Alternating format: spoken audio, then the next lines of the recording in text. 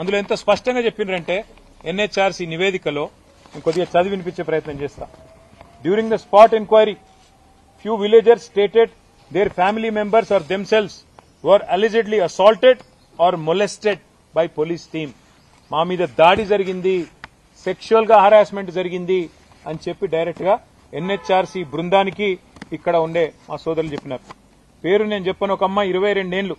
She alleged that police had molested with her mother in law during the raid. నన్నే కాదు మా అత్తను కూడా మరి శారీరకంగా ఇబ్బంది పెట్టినారు అని ఒక ఆడబిడ్డ చెప్పిందంటే నిజంగా ఈ దేశంలో ఏ ఆడ కూతురు అన్న చెప్తుందా నా మీద ఇట్లా అఘాయిత్యానికి పాల్పడ్డరు అని జరగకుండా అబద్దం చెప్తుందా? మన దేశం ఎటువంటి దేశం? ఆడపిల్లలు ధైర్యంగా ముందుకొచ్చి చెప్తారా ఇసుంటి? అంటే ఎంత దౌర్జన్యంగా, ఎంత దౌర్భాగ్యంగా, ఎంత కిరాతకంగా, ఎంత పాశవికంగా రేవంత్ రెడ్డి ప్రభుత్వం ఉన్నదో దీన్ని బట్టే చెప్పొచ్చు. ఇంకొక అమ్మాయి షీ అలిజెడ్, పేర్లు నేను కావాలని ఒమిట్ చేస్తున్నా, alleged that police have assaulted her during the raid and she sustained injury on her left thigh. నా ఎడమ తొడ మీద దెబ్బ తాకింది. తొడల మీద కొడతారండి ఆడపిల్లల్ని?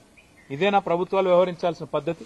అట్లాగే the villagers who are arrested at night were beaten up at the police station Parigi and were also threatened not to speak about the beating in front of magistrate. పిచ్చ కొట్టుడు కొట్టడమే కాకుండా అరెస్ట్ చేసి పరిగి పోలీస్ స్టేషన్ లో magistrate ముందు చెప్తే మళ్ళా కొడతాం, మీ ఇంటోళ్ళని తీసుకొచ్చి కొడతాం అని బెదిరించిన మాట వాస్తవం అని చెప్పి ఎన్హెచ్ఆర్సీ చెప్పింది.